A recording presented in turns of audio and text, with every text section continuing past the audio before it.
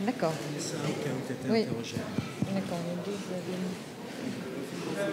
L'annonce de Donald Trump est forcément une mauvaise nouvelle, mais comme ce n'est pas lui qui met en œuvre l'accord de Paris, mais bel et bien les villes, les acteurs privés, les ONG, les associations, cet accord vivra.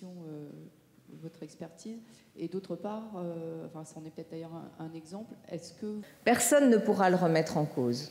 Il est remis en cause de façon radicale, de façon provocatrice et sans tenir compte des réalités par le président des États-Unis, mais personne ne pourra remettre en cause l'application de l'accord de Paris, notamment parce que les maires, les élus locaux s'y sont engagés. Le pouvoir du président des États-Unis est immense, mais le pouvoir des maires et des entreprises l'est encore plus. Déjà des contacts avec ces 12 villes américaines, comment elles prennent cette annonce et Il y a une deuxième erreur manifeste que fait Donald Trump dans son jugement, c'est qu'il présente l'accord de Paris comme un accord qui viendrait entraver la dynamique économique des États-Unis.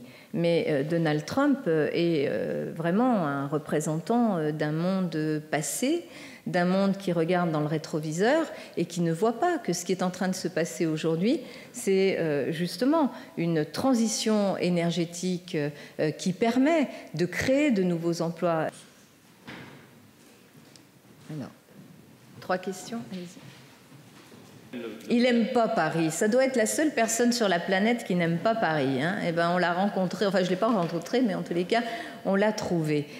Oui, j'ai vu ces déclarations comme toujours extrêmement provocantes et qui ne sont pas à la hauteur de ce qu'on peut attendre d'un président d'une grande nation que nous aimons et qui est une nation amie de la France.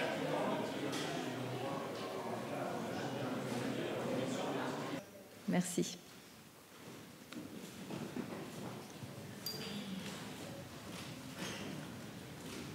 Mesdames et messieurs, cette conférence de presse est à présent terminée.